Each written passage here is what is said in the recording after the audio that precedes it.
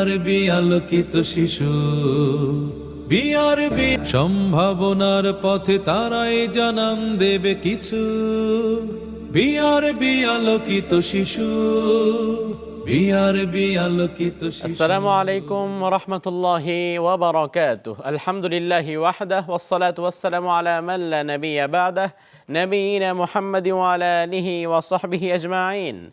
দূরের ও কাছের, দেশের ও প্রবাসের যে যেখান থেকে দেখছেন, আপনাদের সকলকে জানাচ্ছি মাহে রমাদানের আন্তরিক শুভেচ্ছা ও মোবারকবাদ।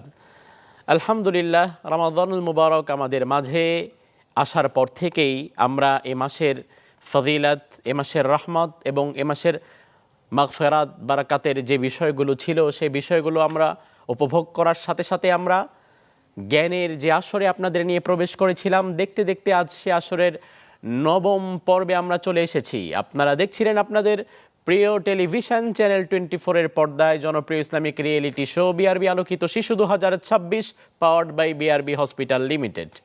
আজকে আমাদের সাথে আছে আমাদের 6 জন প্রতিযোগী বন্ধু। ইসলামিক একাডেমির ছাত্র আল রাফি। আসসালামু আলাইকুম ওয়া রাহমাতুল্লাহি ওয়া বারাকাতুহু। পরবর্তী প্রতিযোগী হিসাবে আমাদের মাঝে আছে জামিয়া কাসিমিয়ার ছাত্র জামিলুর রহমান।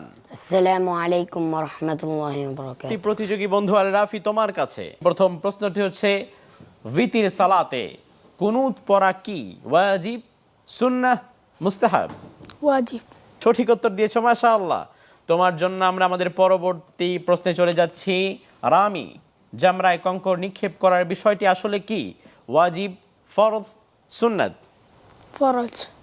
আমরা চলে যাচ্ছি আমাদের পরবর্তী প্রতিযোগী বন্ধু জামিলুর রহমান, তোমার কাছে। এই সেগমেন্ট থেকে তোমার জন্য আমাদের প্রথম প্রশ্নটি হচ্ছে, মুসাফিরের নামাজ কসর করা ওয়াজিব, কসর করা জায়েজ, নাকি পরিপূর্ণ পড়তে হবে? কসর ওয়াজিব। সঠিক উত্তর দিয়েছো তুমি। তোমার রাফি, তোমার জন্য আমাদের এই সেগমেন্ট থেকে প্রশ্নটি হচ্ছে, হাঁচি দিলে সেই হাঁচির দোয়া কি? আলহামদুলিল্লাহ, আল্লাহর নামে মরি, আল্লাহর নামে জীবিত হই। আলহামদুলিল্লাহ, আমরা তোমার উত্তরটি আংশিক গ্রহণ করছি, তবে তুমি অর্থের জায়গায় কিছুটা বৈপরীত্য সৃষ্টি করেছো। প্রশ্নটি হচ্ছে, মুসহাফ শব্দের অর্থ কি? আমরা তোমার সময় শেষ হয়ে যাওয়াতে তোমার উত্তরটি এখনো পর্যন্ত পেলাম না। উত্তরটি হবে পৃষ্ঠাসমূহের সমষ্টি বা গ্রন্থ।